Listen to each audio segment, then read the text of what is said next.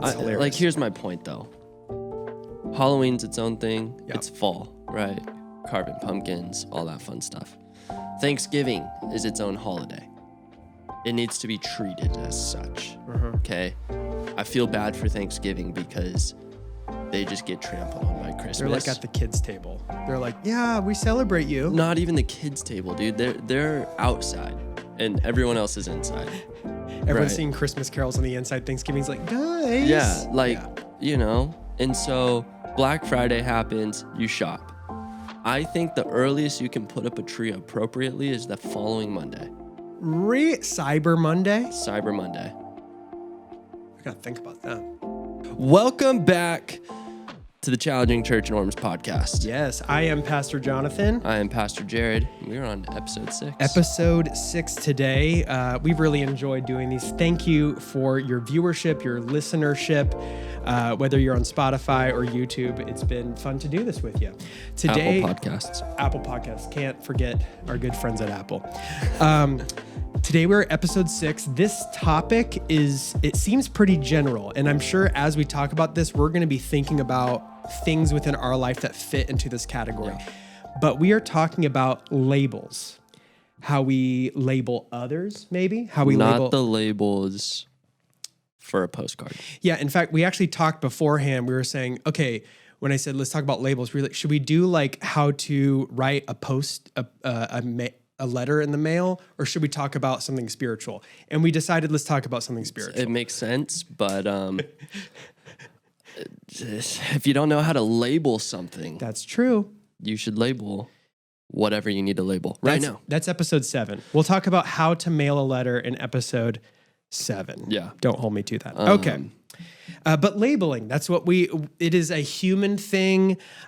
We make labels. Another good working term would maybe be stereotype. Yeah. Right? Yeah. Where we put someone in a category, and I'm just going to jump to where we're headed. Labels is kind of piggybacking, or at least in relationship or tension with identity, right? Sure. Because we're saying something, we're labeling a thing, and we're saying this is what that is. Yeah.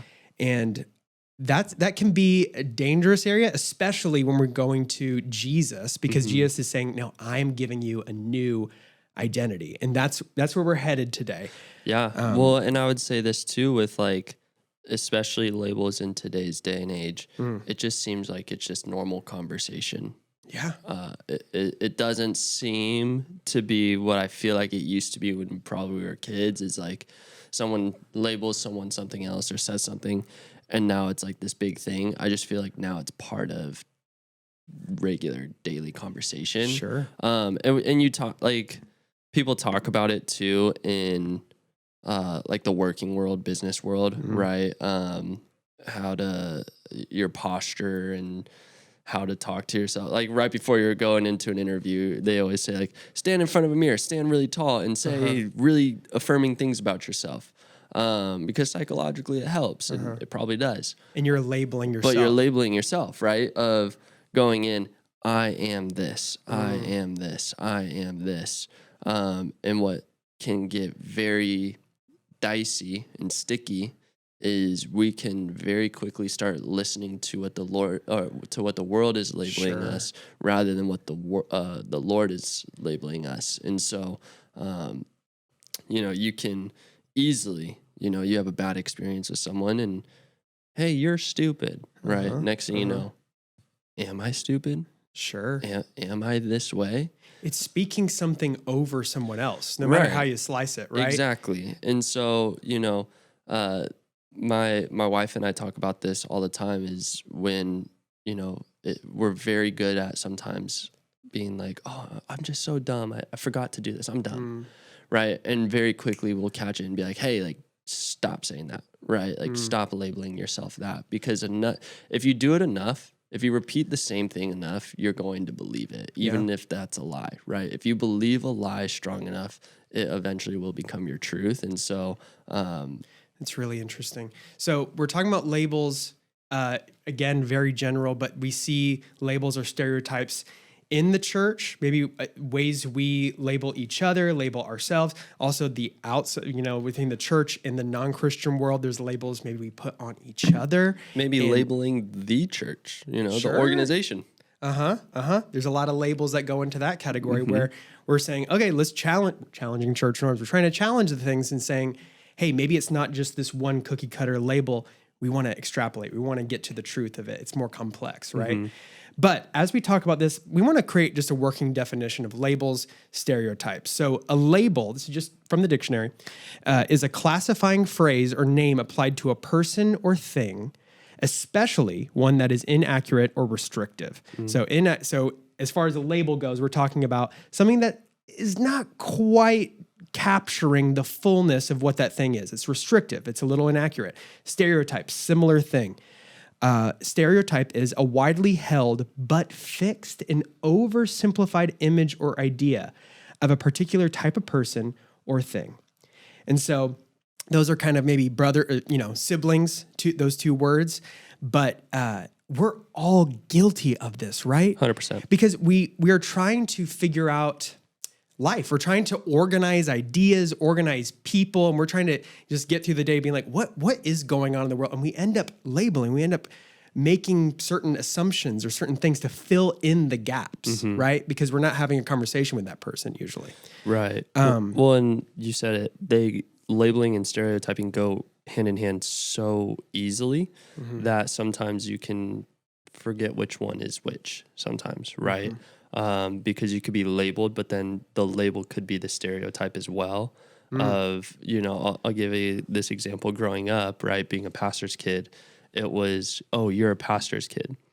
And so my label became the pastor's kid, but the stereotype was everything around it. Oh, that's a good point. Right. Yeah. And so, and what that would look like is I wouldn't fit into certain social circles because it's like, well, you're the pastor's kid. Like, why are you around us? Like, we don't want you around us. Right. And so it definitely became something for me, especially being young, which is tough when you're elementary school, middle school, trying to make friends, all that stuff. And you don't feel like you fit in with friends that you've grown up with because of whatever reason. Yeah. And so, it's like, oh, I'm a pastor's kid, and pastors' kids and probably ministry kids can relate to this. It's like, oh, well, you're a pastor's kid, so you can't hang out with us because you're weird, or you're gonna judge us, right? Same thing with even just being a Christian, right? Like, sure. Oh, you believe in God? Looks like you're gonna judge me for how I live my life. I'm like, well, you haven't even had a conversation with me yet. Sure. So it definitely, the label and the stereotype can work very quickly together. And I think sometimes the label is the name to it, and where the stereotype is the actions outside of it, or the aura around it kind of thing. That's a great way to describe that. I can totally see what you're saying. I know for me, even when we were putting up these notes, I've thought about ways that I have stereotyped or labeled in the past. And I've been surprised after interacting with that person that maybe I put a label maybe too quickly or stereotyped or something based on actions that they did. I realized I was wrong. I didn't have that complete picture. And I could label someone thinking that because someone does or did X, whatever that thing is, because someone did this, that means they are this. Because they had a moment where they just were a little different and a little weird, we labeled them. Sure. Or I don't know, maybe you're in a conversation with someone and it gets heated and they lash out. Yeah. And you can look at them and now go, oh, well, they lashed out this one time. Maybe they got anger issues, whatever it could be. Easily being able to label things based off of one experience, which is contrary to how we should be living life as believers, right? We don't know people realistically, right? Like, we don't know people until we build relationship with them. And if we label and we judge and we stereotype right off the bat, then we have already disqualified the opportunity for relationship. Ooh.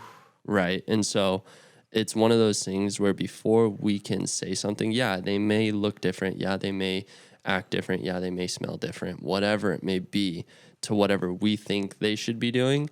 at the end of the day, it's not about what we think they should be doing. It's about what God has called them to do and what God has called us to do. And our job is to be in relationship, not, oh, well, you're just a little different. You're a little weird. And so I'm going to, because of that, right? Even in that, oh, you're a little different. That's a label in itself, right? Like, so you do have to put a name to it. But at the end of the day, despite differences, can we build relationship with people that may look different, act different, talk different than us? Because we are not the end all be all, right? How I think someone should act actually is of zero importance. But when you build the relationship with them, then you get to know them. You build relational equity. We've talked about this in a past episode. You build relationship with them, and then you get to know them for them. Yeah. And that's where you can find out, oh, maybe I was wrong about this person. You're building understanding about that person. Right. Oh, that's really good. And especially for us as believers, followers of Jesus, we know Jesus is dealing with a spiritual level of things that we can't see. And so even if someone is participating in something, we're trying to figure out what is God doing within that person. That's our job, right? Is to not just say, oh, what do I see? But what is God doing in that person? I think that's a critical thing in understanding this, because labels are shortcuts. Labels and stereotypes are shortcuts to understanding someone. It is not a clear understanding. It's a form of judging something or someone. And God himself is the only perfect judge, right? Yeah. Like we're talking about Jesus, he describes himself, I am the perfect judge. Why? Because he knows the whole picture. He knows the whole individual. He knows the whole story. And we're going to dig into scriptures that he pushed back against the labels that people or the culture added on somebody to get to the red hot center of that person. Because that's what he deals with. He deals with the spirit, which is we can't define. Right. Well, and it's tough too, because we look at just people in general, right? And we look at everything about them. What kind of shoes they wear, what kind of clothes they wear, what kind of sports teams they root for, what political party they're associated with, what kind of music they listen to, what do they believe in, who are their friends, right? We evaluate everything that's on the outside of their life. Yeah. Right? Where at the end of the day, a lot of those things don't really matter because our job is to not look at the outside. We're supposed to understand who they are as a person, the heart, right?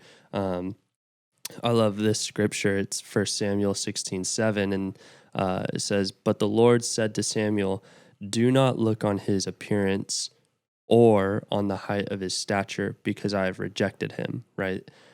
For the Lord sees not as man sees. Man looks on the outward appearance, but the Lord looks on the heart. And understanding this scripture, right, I believe this is the part where Samuel is looking for the next king, I think, maybe. Yeah. Right? He has all of Jesse's sons. And they're looking, and he's lining them up, and they are big, strong. What on the outside would look like a perfect fit. Totally. Right? And just because it looks like a perfect fit doesn't mean that it is a perfect fit. And so that's where it says, but the Lord said, I have rejected him. It's like, how could you reject it? It's such a perfect fit. Well, it's like, yeah, physically, but that's not even part of the game right now, but spiritually. And so for us, we can look at someone and go, nah, they're not it. Yeah. They don't have the look. They don't have this. They don't have that. Or they do have this. They do have that. And the outside, it can go both ways, right? We can look at someone on the outside and go, they don't have it, but spiritually they do. Or we could look at someone on the outside who acts like they have it, who acts like they're spiritually well, who they play a good facade and play a good game, but then the moment that they're in, go, we actually didn't see the spiritual aspect, right? Yeah. This is why it's so important. Instead of looking at what people do on the outside, we have to understand the heart and understanding that, right? You're sounding like paraphrasing the woes of the Pharisees a little bit right there, where it's like the outside of the cup is clean, but the inside is dirty. We're paying attention to the outside appearance, but the inside is what God cares about, period, exclamation point, end of sentence. And it's so missed. Yeah. right? Because the outside is loud, the inside is quiet. Yeah. And if you take anything that's ever in history, loudness always will beat the quietness, right? If it's loud, it's easier to listen. In culture. In culture, right? Yeah. If you're in an argument, how many times do people just start yelling, right? And because they want to get loud, they want to make their point across. But you see so much control in someone that can sit there and be quiet, right? I look at when the Lord's speaking, and the Lord didn't speak through the wind. It wasn't through loudness, but it was a small, still voice, right? And sometimes I think we got to understand, we just have to sit and be quiet and really pray, really seek the Lord before we ever make an assumption, before we ever make a label, before we ever make a stereotype, because at the end of the day, we do not know, but Jesus does. Yeah. And that's, thank God that he's in that position and I'm not, right? And so it does get a little sticky sometimes. I want to piggyback off of the passage you talked about with David and Samuel. There's a parable Jesus told about the parable of the two sons, talking about the heart of the matter, right? It's saying man looks on the outward appearance, God looks at the heart. This parable, I've just been revisiting it the past couple of weeks, but Jesus tells a story, and I'll go through it quickly. There was a man who had two sons, and the man went to the first of his two sons and said, "Son, go out and work today in the vineyard." And that son responded, "I will not." But later, he changed his mind and went. He didn't tell anyone. He just went out and did it, okay? And the father went to the other son and said the same thing. And that son answered, "I will, Dad. I will go out into the vineyard." But he did not go. And then Jesus asked the crowd, which of the two did what his father wanted? The first, everyone answers. And he says, "Truly, I tell you, the tax collectors and the prostitutes are entering the kingdom of God ahead of you. For John came to show you the way of righteousness, and you did not believe him. But the tax collectors and the prostitutes did. And even after you saw this, you did not repent and believe him." So he is diving straight to the heart of where in this Jerusalem culture, in the temple system, everything, the tax collectors and the prostitutes were the judged people in that region. They were the label. They do this. Those tax collectors, they're swindlers, period. I'm putting a label on it. Right. Prostitutes, we know what they're doing. We're going to put a label on it, okay? And so he's saying, hey, you want to know who's doing God's work right now? Maybe you're not even paying attention. Maybe you're not noticing because you're so focused on the labels. They're doing work. They're out there doing the kingdom's work right now. And you didn't even notice. And that is crucial. Not to say, hey, what they're doing as a tax collector, like the label you're putting on, he's not saying that label is the thing that's accomplishing the kingdom. That's not what he's saying. He's saying you're not paying attention to what's really happening. The Spirit of God is moving in the places that you have put aside, that you've already put a label on. Is God not more powerful than the labels that we put on people? It's true. It's true. Right. Those are human beings with stories. Exactly. Yeah. And here's the thing that we have to remember is God has chosen humans to use. Yeah. He's chosen us to work through. And so we have to be available. And too often we put a label on premature things because we're not ready for whatever it is. For whatever reason, whatever is going on in our life, we would rather put a label on someone that we have no idea anything about. Yeah. We have no idea what the Lord's doing in their life. We have no idea how far they've come. We just look, and honestly, here's what happens. We put a label on the things that they've done in the past rather than give them the identity what the Lord says to encourage them in the future that he has for them. Jared, that's it. Right? And so it's like, I would rather look at someone and what they've done, even when we don't have a relationship. This is the crazy thing, right? Because 9 times out of 10, we're putting a label and a stereotype on people that we don't even know. Yeah. And so for what? To make ourselves feel better? To fill in gaps? To fill in an insecurity that we have. Sure. And if we're doing that, then who are we? Mm-hmm. Right? Like, who am I to do that? Yeah. And I am not better. If I'm the person doing that, I am not better than they are. I am actually far more worse than they are. right? And so I can look and say, oh, I'm going to put a label on this person for what they've done in the past or what they're doing currently, whatever it is, whatever the outside appearance is, I'm going to put a label on them. But what that is doing is showing out my insecurity. Yeah. That's showing out my how I'm not confident in who the Lord has called me to be, right? And we were talking about this too, is ultimately labels come down to identity, right? And you can believe a label so much that it ultimately becomes your identity. Yeah. And so we have to start understanding, who are we listening to? Yeah. Are we listening to God or are we listening to the world?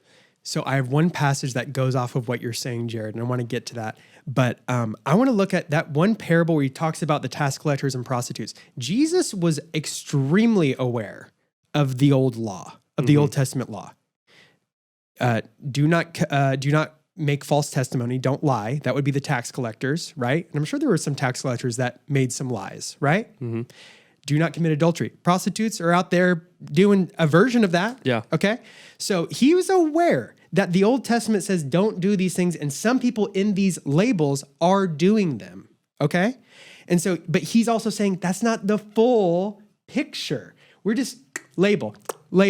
There are people within these categories that are doing the work. And so he's saying, don't pay attention to the label. I know what the law says. I know exactly what the law says. Mm-hmm. But we're dealing with the spirit and with people, and we got to treat people individually, knowing their stories, building understanding, true understanding, instead of just filling in a gap that's a stereotype or a label. That gives me this visual. Have you ever seen a painter paint a picture upside down? Yeah, go ahead. I think I know where you're going with. They take the canvas, right? And they start painting this picture. Yeah. But they're painting the picture upside down. So when you look at it, it just looks like colors. It looks like you wouldn't be able to make it out what's going on. And sometimes we can think, oh, I know what the picture's going to be. Yeah. Oh, I know what this looks like. I already know. They haven't even finished the painting yet, and and we're already saying, "Oh, I know what this is going to be. I know what this is going to be." It's a waterfall. I know it's a waterfall. Right. Yeah. Oh, the way that he did this, because we're so used to seeing a painter paint a certain way. Wow. And then at the end of it, they finish the painting, and then they flip it around, and you now see what the picture truly is. Wow. Maybe we just got to let the Lord do what the Lord needs to do, and we got to just watch Him create, right? Scripture talks, we are God's masterpiece.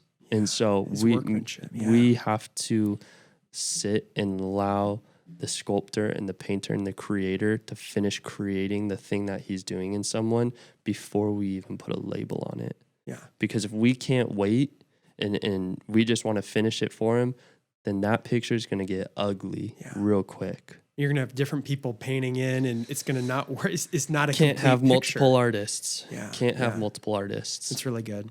So piggybacking off of what you're saying about identity, that's the core of what we're talking about. There's a core relationship we see, especially within the Gospels, built off of the history of the Old Testament, but it's tension between the Samaritans and the Jews. And Jesus really leaned into this. And because we're talking about labels, the things that we judge each other for, that are incomplete, this I thought was fascinating. But a little background. So Samaritans and Jews have hated each other for hundreds of years prior to Jesus's coming. And their history is due to this divided kingdom of Israel and Judah, okay? And there's a few different reasons that contributed to the factors that they hated each other.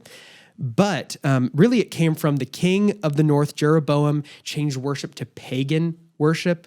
That was a big part of it. And so the Jerusalem Jews are saying, they have left the building, okay? They are not God's chosen people. We're God's chosen people. We got the real temple. They got nothing, okay? Right. And also, when Assyria entered into Israel, you had a little bit of mixing of culture going on, okay? You had intermarriage going on. You had Assyrians and Israelites marrying and having children, and those children are Samaritans. Those are Samaritans. They're what Jews would call half-breeds, okay? So already we're getting into a label, a half-breed, okay? Yeah. So, but we hear multiple testimony and parables where Jesus is addressing, within the context of a story, some of these labels. So what's one that comes to mind? The Good Samaritan, right? Good Samaritan. It's a story of the hero of the story is the one who has been labeled a Samaritan who actually did the work of God. Yeah. Who actually stopped along the side of the road after the priest, the judge went by. The people that were supposed to stop didn't. And the one that was, the ones that were supposed to stop didn't, and the one that was supposed to keep walking stopped. Totally. And went the second mile, right? Took him to the inn, said, I'll pay you on the way back. Said, I'm going to finish the work here to take care of this guy. So already Jesus is pushing against the prejudice right there, okay? And saying, hey, God's doing a new work. It's something within the spirit, not on the labels that we've called. And get this, Jews, they're looking at the Old Testament, right? Yeah. They're saying these Samaritans are emblematic of us not staying true to our values. God said, you are set apart, the Jewish people, the Hebrew people, you are set apart. Do not conform to the world. What did the Israelites do with the Assyrians and made Samaria? They conformed to the world. Right. Okay, so the Jews are saying, that's our defense. It's in our scriptures. But Jesus is saying, pay attention to the spirit of what's going on here. That is crucial. Yeah. Because it doesn't erase what's in the Old Testament, but he is saying there's something going on. This is God's work happening here. So the biggest story as far as identity goes, I just want to quickly go through this, is Jesus when he talks to the woman at the well, which was a Samaritan woman, okay? And so I'm going to jump into the story. I'm going to go through it quickly, but I do have some little notes here. I thought it was so big as far as the topic that we're talking about. So John 4, the beginning of John 4, Jesus learned that the Pharisees had heard that he was gaining and baptizing more disciples than John the Baptist, and they got afraid of that. And it wasn't very true, although in fact it was not Jesus who baptized, but his disciples. So already there, it's like, oh, there's a label going on there. It's an incomplete picture, isn't it? Yep. The Pharisees were making an incomplete picture, and Jesus knew I have to navigate this very carefully because already rumors, gossip, labels are starting to be put on me. Interesting, right? And so Jesus chose to avoid, he left Judea and went back to Galilee, but he went through Samaria. His disciples knew this is not the normal thing. We shouldn't go through Samaria. We should go around it because that's where all the Samaritans are. They're the outsiders. They're the labeled ones, all that stuff. But what I think is fascinating, in the context of the Pharisees, Jesus had to contend with the labels they were already putting on him. Some true, some not true. And we know that he had to navigate people labeling him as the Messiah. He was, but he was waiting till the right moment because he didn't want it to go explode because that's what labels do. They just keep on gaining more and more traction, and he wanted to do it a specific way. I thought that was interesting. So Jesus came to a town in Samaria. And I'm going to go through this. He went to Jacob's well there. So a lot of already historical context going on. And he was tired as he was from the journey. So he sat down at the well, and the Samaritan woman came to draw water at the well. And Jesus said to her, will you give me a drink? His disciples were not there at the time. The Samaritan woman said to him, you are a Jew, and I am a Samaritan woman. 2 labels. How can you ask me for a drink? Jews did not associate with Samaritans here. And what I love is Jesus didn't even acknowledge the distinction she was making. He didn't even acknowledge the label that she just said. So Jesus answered her, if you knew the gift of God and who it is that asks you for a drink, you would have asked him, and he would have given you living water. And so I want to go through this. This is not where most of my notes are, but he talks about how he is this living water and how everyone who drinks the water that he has will never be thirsty again. Right. Powerful passage in saying this water is for everybody. And the woman says, sir, give me this water so that I won't get thirsty and have to keep coming here to draw water. And he tells her, and this is when he goes not just from the label, but what? Her deeper story, who she is, the core of her. He says, go, call your husband and come back. I have no husband, she replied. Jesus said to her, you are right when you say you have no husband. In fact, you have had 5 husbands. Mic drop. Yeah. And the man you have now is not even your husband. So he doesn't go into the label, but he knows the deeper thing. He knows the deeper thing of what's going on. He knows the fullness of what she's experiencing, right? How she, and I love even in The Chosen, how she walked through the market and she remembered her past husbands. And this was just part of her, this was her story. And Jesus is telling her her story, all of the details. And she even goes on later. He told me everything that I ever did. And so she says, "Sir, I can see you are a prophet. Our ancestors worshipped on this mountain, but you Jews claim that the place that where we must worship is in Jerusalem." Labels, right? The true place of worship is in Jerusalem. And Jesus says, "Woman, believe me, a time is coming when you will worship the Father, neither on this mountain nor in Jerusalem." None of the labels that we have been accustomed to. You Samaritans worship what you do not know. We worship what we do know, for salvation is from the Jews. Yet a time is coming now and is now come when the true worshipers will worship the Father in the Spirit and in truth. I'm going to stop there. That's just a powerful thing right here. Is that he is saying, I'm going to blow the hinges off on what we have become accustomed to as far as labels, stereotypes. Everyone's going to come to the Father. Yeah. Everybody. Yeah. And it changed the world. And so that, I think, is what did he do here? He didn't acknowledge the labels of the Samaritan woman. That was very clear within the culture. He told her story back to her. And of course, we see later is when she runs back into town and says, "This man told me everything that I ever did, and many were saved from this encounter." But he told her identity. He gave her his idea, how he sees her. Yeah. You don't have to be alone. You don't have to be in the dark anymore. Everyone will worship in spirit and in truth. Everyone will have access to the Father in a brand new way. He's blowing the hinges off of those labels. Yeah. It's crazy too, right? When we see this of, again, it's listening either to the world or to God. Because we can believe the world because the world either sounds so good that it will make you believe it, or they'll say the worst thing to you over and over and over and over and over again until you believe it. Yeah. And all it takes is an interaction with Jesus. Wow. Right? Like that's a one interaction time where she stopped, he stopped, and she didn't run. He pressed in, right? And said, "Here's what's happened in your life. Here's what I'm doing now." Yeah. And the picture is never complete, right? Jesus is always continued to working on us.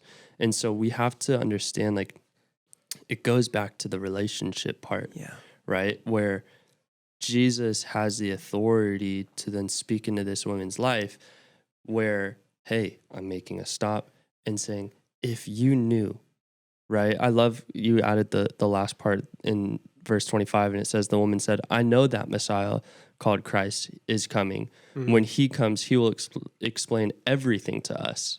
So she's still not understanding. No, she's not. Right? She's still not grasping it. And then Jesus says this, it's said in verse 26, then Jesus declared, "I, the one speaking to you, I am he." Yeah. That, in that moment, right? She still wasn't getting it. And then Jesus finally looks at her. "Hey, I'm the one." Yeah. Like it's me.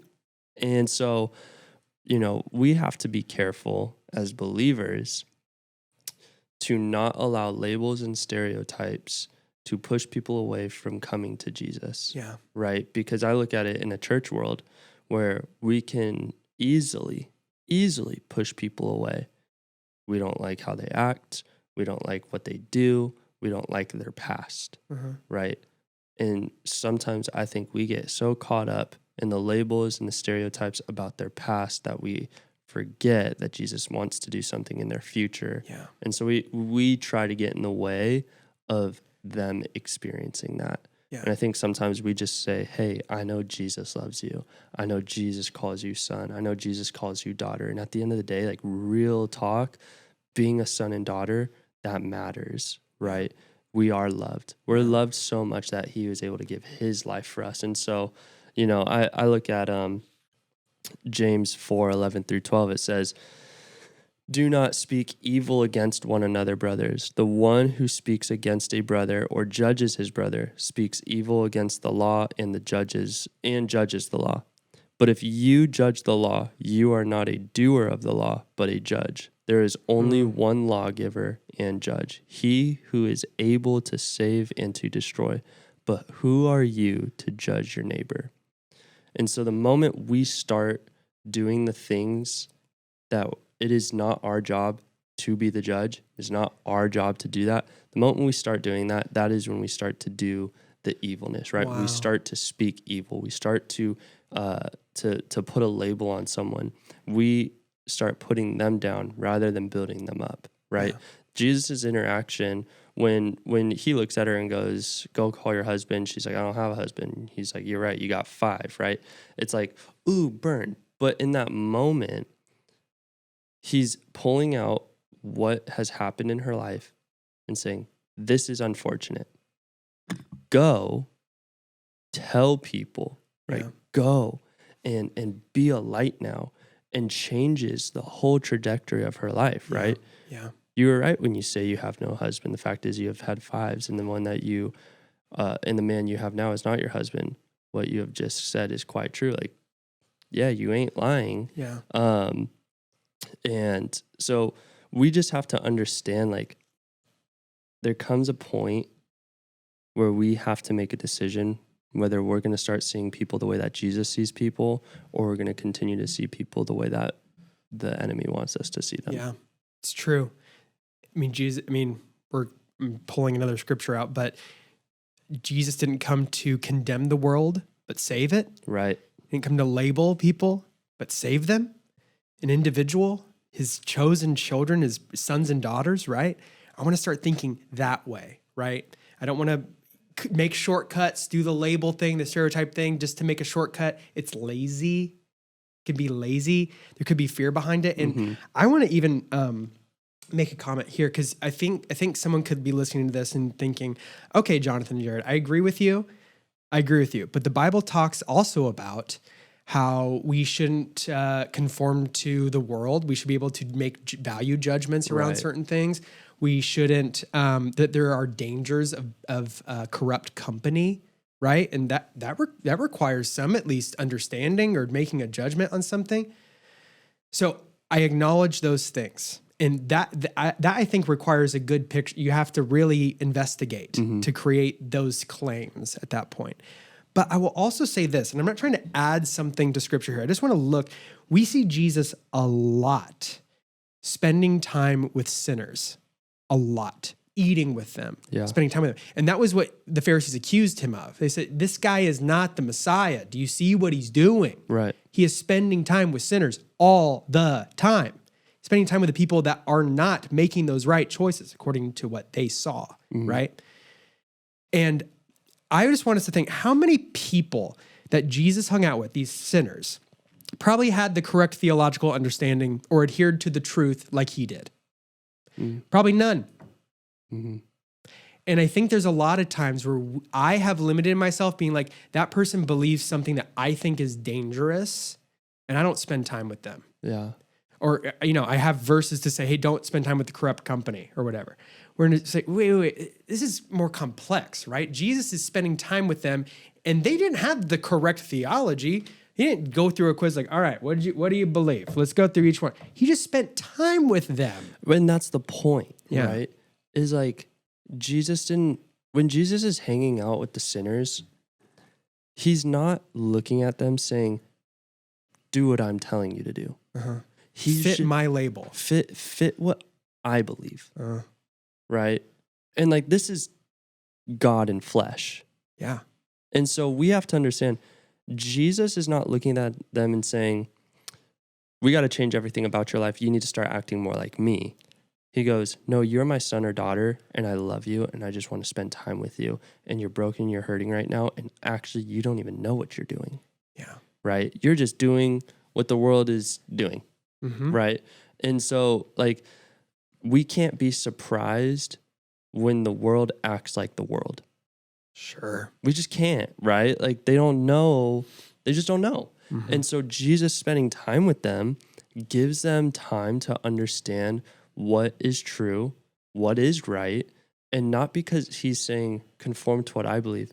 It's because he just is loving them where they're at. Wow. And how many times do we have conversations with people? How many times do we go and have meetings with people where we can sit there And I think in today's day and age, this is more prevalent than ever.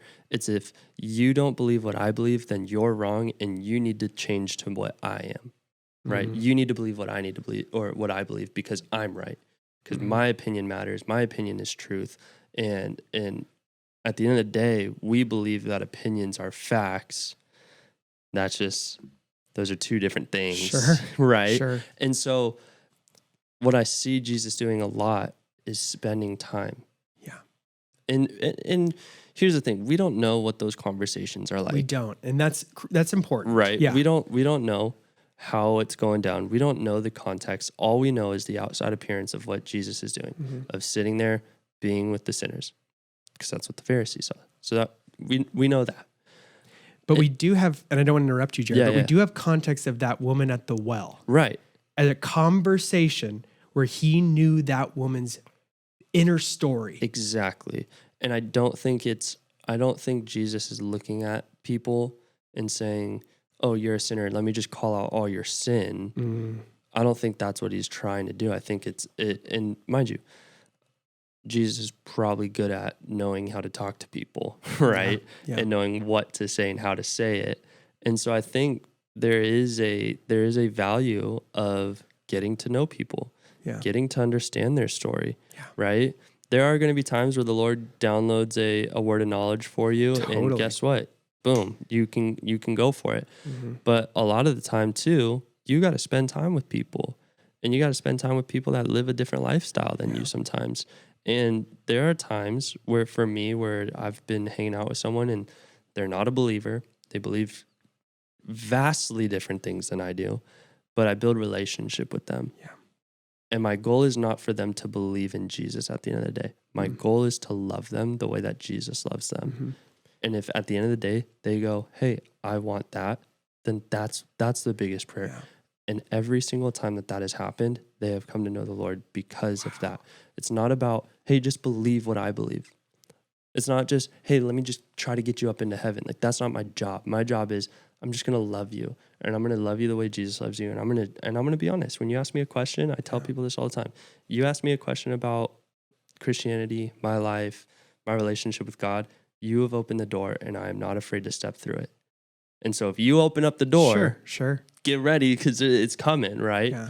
And the amount of times where sometimes it's a great conversation right then and there, and it's amazing, and we get to pray, and we get to process, and they start coming to church, and it's awesome. But sometimes it takes time, right? Yeah. Sometimes the conversation takes a couple times, and it just feels like, man, I'm always like, it's the same conversation. It's the same conversation. I look at Jesus sometimes, I'm like, how many of those times when he's hanging out with the sinners and everyone that he's had the same conversation with them every single time? And we see him say, "You unbelieving generation," or, or he's like, "Come on, guys, come on." And it's like, how do we not know that Jesus, for the whole, about 3 years of his ministry, what if there was one person that he continued to have a relationship with, continued to press into up until the day of his death? Yeah. Like, we don't know that. Yeah. What if there was a tax collector that was just so stubborn, but Jesus was like, "Man, I believe in this person so much, and I'm just going to go for it and just continue and continue and continue and continue." And then we see in scripture an interaction happen. They, come to know Jesus, and they come to have a relationship with him. And it's like that one interaction, but we don't know how long that's been happening for, right? Yeah. We don't know, like, what if it was the 3 entire years? Like, so true. So it comes down, when it comes down to labels, in my opinion, like, we cannot look from the outside and have this microscope or this view and being a distant view of people, of saying, well, that's how they act. That's that's who they are. That's what they do, without getting to know them first. So true. And I love what you said, saying, I got to just love them where they're at. Let's tease that out. What is that? That is treating people in their true identity. Yeah. Right? Yeah. And so it's not, because I think some people were like, I'm going to tell someone who their identity is, and maybe they'll be standoffish. It's like, you're a child of God. And it's like, okay, yeah. But what if people are like, what does that even mean? Right. Like, yeah, they're on the outside. They don't understand. But if you were to treat somebody, communicate that way, in such a way where it's like, you just love them. And what does that look like? I have a great word for it. curiosity. Someone feels valued when it's like, I'm just really curious about you, Jared. I want to know, I want to learn who you are. Right. I want to lean in, and I'm curious about what you like. I'm curious about what you desire. I'm curious about what makes you tick, your unique qualities. I'm curious about your gifting and your skills and what you want out of life, your future. I'm curious. That shows, I think, a lot of love. And I think that is not what the world does. Everyone's focused on themselves, but I'm curious about you. And I think sometimes in Christianity, we want to play a short game rather than a long game. Yeah. We just want to have one conversation with someone, and boom, they get saved on the side of the road, and next thing you know, everything's great. And I just don't think that that's reality all the time. Yeah. I think reality really is grabbing someone that is different than you, believes something different than you, is has a different political idea than you, has whatever it could be, right? And you sit and you go, you believe something different, I believe something different, but who are you as a person? Yeah. Like, tell me about your life, like you were saying. And I think that's where we really see the ground of just like, I've known people who that struggle with homosexuality, right? Yeah. And are not believers. And I have a conversation with them, and we just talk, and, I wouldn't say like we're best friends, but like we're acquaintances enough to be able to be like, hey, I know you, you know me, but we're not super, super close. But in the conversations that we have, it's more of just like, you're my friend. Yeah. And I may disagree with your lifestyle. I may disagree with the choices you make. Sure. Just as much as you would probably disagree with some things that I do.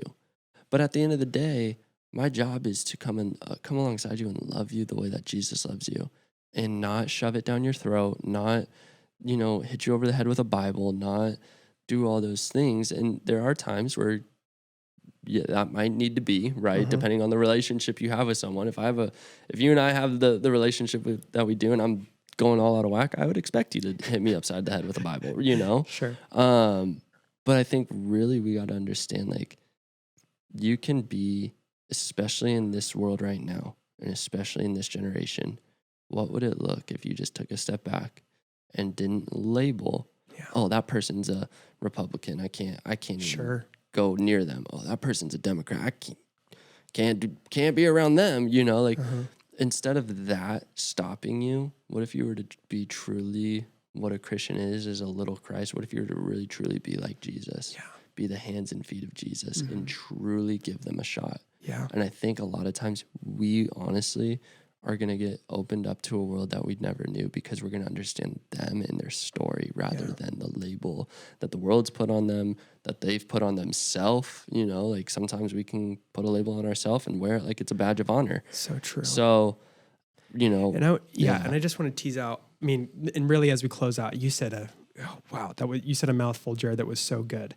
When we think about people on the opposite spectrum, right? Yeah. People that are outside of what's comfortable to us. I want to look at Jesus's model, because literally everyone he interacted with was he was from glory on high, guys. Yeah. He came down to earth into a broken mess. Every single person did not have the understanding he had. Mm-hmm.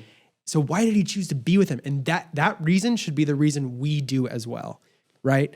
And so, but just speaking out of a pastoral heart, because I agree, the opposite spectrum, the political spectrum, maybe sexual orientation, gender, the uncomfortable things that we all have. But let me just get to a core thing, because families that are watching or anything like that, what would happen if we were curious about people within our family? Maybe even some tense areas. Kids like, instead of parents looking at your kids and be like, kids today, what if we were curious about where they come from? Hey, maybe we just take an interest in what is going on in their life. And understand why that they're doing, because then you can start building common bonds, common ground to actually talk about things, right? Yeah, and we don't just give up, right? Like you said, kids today. Well, the moment you say that, you have already given up. It's a label. Right. Yeah. Oh, they're this, they're this. And you're not even willing to try to understand. Yeah. And my thing is this, like, if you're not willing to try to understand, then please stay away from the conversation until you are. Yeah. Because if you're not willing, then that's where a lot of where tension happens, right? Even in the family, where it's like you go away to college, you grow up, or whatever it is, and parents will go, "Oh, I just don't have a relationship with my kid." Kids will go, "I just don't have a relationship with my parents." Exactly. And it works both ways, right? Exactly. I was about to say that. Yeah. Kids, stop looking at your parents and going, "Oh, they just don't understand. They just don't get it. They just don't get it. You don't know what it's like to be 14." Well, yeah, they were 14 once. They're human too. And so, yeah, they didn't probably have an iPhone out of their hand when they came out the womb. Sure. But they were 14 one time as well. And parents, we live in a different world. It's okay to try to understand it, right? Like, so there's this gap, and we have to try to figure out how to get the labels out of the gap and how to put Jesus in the gap. Yeah. To lean in, to make common ground. And I think that's so true. Kids judging parents, parents judging kids. We got to lean into the human aspect of this. Yeah. What's the common ground? Where parents tell your kids where your struggles have been, your pain, your joy. And your kids would be like, I see myself in that too. Yeah. I see myself in that. Yeah. Tell them, it's not all about, hey, you get a bad grade on a test. Yeah. Ask them not, why didn't you study more?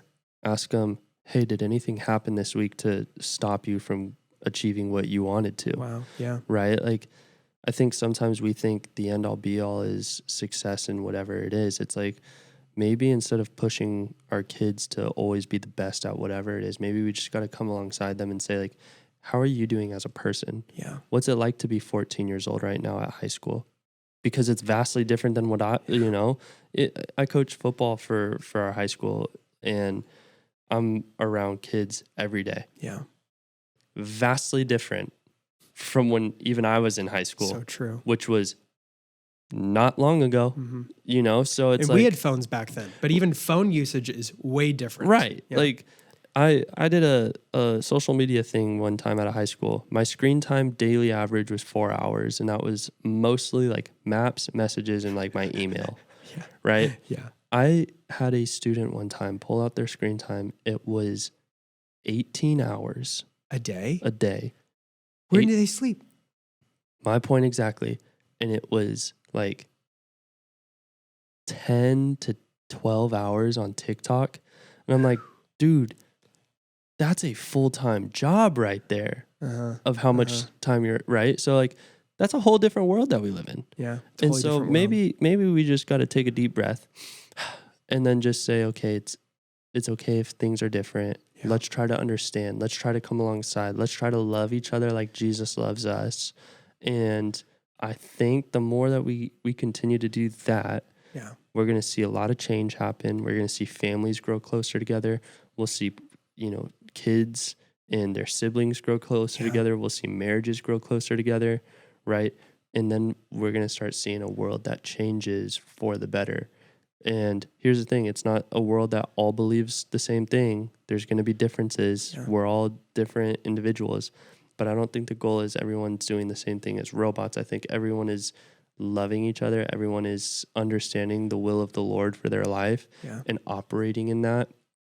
I think we get caught up too many times in the, just little details of things that just that are just not essential to salvation. Sure. And so it's like, how can I build relationship with you? And how can we do life together? And how can I encourage you? How can you encourage me? And at the end of the day, we're living a life where, hey, we might have a different opinion on something, but that's fine. Yeah. It doesn't ruin the relationship where we can now sit and say, hey, I love you just as much as Jesus loves you. Yeah. And I don't have to throw a label on it. And how about instead of throwing negative labels, we threw positive labels? Yeah. Man, look at that. Look at that child of God right there. Mm-hmm. Look at that man of God. Look at that woman of God. Mm-hmm. Look at how they love people. That person's a lover.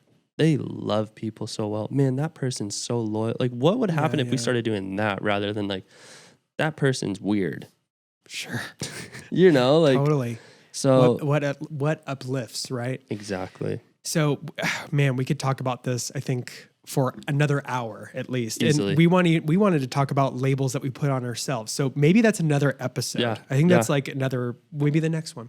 So we'll see. But Audience, thank you so much for going on this journey with us, talking about labels. How do we not make mistakes, the same mistakes that maybe previous generations have? We want to do what Jesus wants to do, not label, but encourage to the identity that Jesus calls them to. Yeah, definitely. And so, Jared, this was so fun. And time. check us out online. We will be back in a couple weeks for episode 7. Episode 7, episode 6 is in the books. In the books. If you haven't checked out any of our previous episodes, we're on YouTube, Spotify, and Apple Podcasts. I think there's some other ones, but those are the ones you go to anyway. So, We all know it. We all know it. We love you guys. We will see you all next time. Peace.